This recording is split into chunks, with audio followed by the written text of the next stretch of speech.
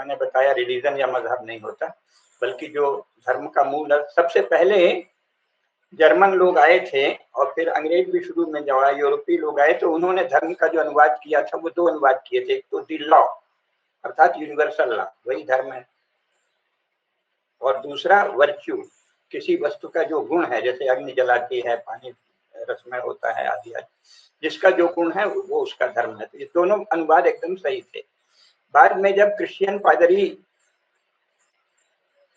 उनके मन में ये लालच आ गया कि लगता है कि हम इनको हिंदुओं को आपस में लड़ा के और भेदभाव करके, छल प्रपंच करके और बल प्रयोग से इनमें फूट डाल देंगे, तब उन्होंने धर्म को रिलीजन कहना शुरू कर दिया और कहा कि रिलीजन जो है वही धर्म है।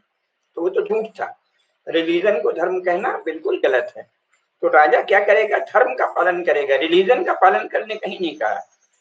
रिलीजन या मजहब का, क्रिश्चियनिटी या इस्लाम का पालन कोई, ये तो कहीं किसी शास्त्र में कहा ही नहीं, क्योंकि वो धर्म के विपरीत हैं, क्योंकि वो धर्म के विरुद्ध घोषणा करते हैं युद्ध की कि हम धर्म को बदल देंगे। धर्म तो एक ही है, सनातन धर्म। संसार में उसके अन्य रूप हो सकते हैं, ईसाइयत और इस्लाम से बाहर जितने लोग हैं जो यूनिवर्सल वैल्यूज को मानते हैं, प्रकृति और सृष्टि में जो सनातन नियम है, सृष्टि के आधारभूत नियम है, और मानव जीवन के जो आधारभूत नियम है, सत्य, अहिंसा, अस्तेय, दूसरे के धन पर लालच नहीं रखना, उसको छीनना नहीं, दूसरे को केवल इसलिए कि उसके भिन्न विचार हैं मारना नहीं, और मर्यादा से रहना, और बहुत ज्यादा वस्तुरति, वस्तुओं की रति नहीं रखना। ऐसा नहीं हो कि सारा प्रेम वस्तु में ही उमड़ रहा है, कार को ही ऐसे लिपटा रहे हैं, ऐसे माला पहना रहे हैं, ऐसे अगरबत्ती दिखा रहे हैं, ऐसे चिपट रहे हैं जैसे वो कोई देवता है।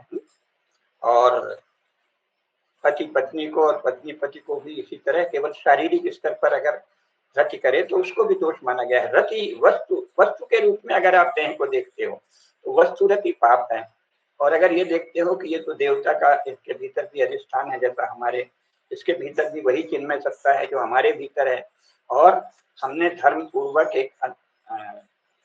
एक दूसरे को हाथ पकड़ा है और एक दूसरे के साथ धर्म में जीवन जीने का संकल्प किया है, इसलिए हम अभिन्न साथी हैं, ऐसा अगर रखते हो तो वो धर्म है। तो वस्तुरति धर्म का विपरीत है। वस्तुरति बहुत ही निकृष्ट वस्तु है।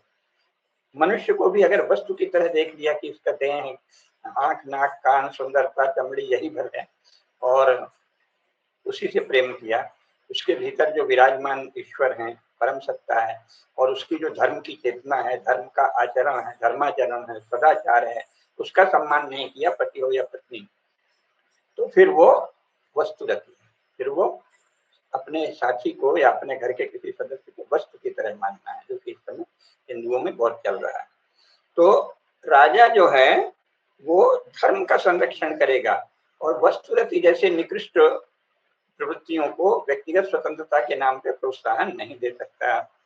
तो एक तो ये जानना चाहिए। और दूसरी बात, मजहब या रिलीजन के नाम पर भारत में बहुसंख्यकों के धर्म को नाश करने की नित्य 5 बार सार्वजनिक घोषणा, जो अपने आप को मजहबी कहते हैं वो करते हैं 5 बार, केवल हमारा ही आराध्य श्रेष्ठ है, दूसरों का आराध्य जो है वो झूठा है। और क्रिश्चियन कहते हैं कि केवल हमारा जीसस का जो बाप है गॉड, वही सच्चा गॉड है, ट्रू गॉड है, और पर्सनल गॉड है वो उनका, और बाकी जो हैं अन्य विशेषकर सनातन धर्म के लोग जिनको पूछते हैं वो क्या है, वो फॉल्स गॉड है। दुर्गा माता, सरस्वती माता, लक्ष्मी माता, भगवान श्री राम, भगवान श्री कृष्ण, गणेश जी, शंकर जी, कार्तिकेय, इंद्र, वरुण, मित्र, ये सब क्या है, फॉल्स गॉड है।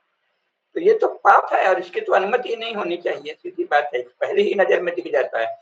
तो पाप की रक्षा के लिए राजनेताओं ने तरह तरह की युक्तियां, तरह तरह के तर्क, तरह तरह के उपाय निकाले।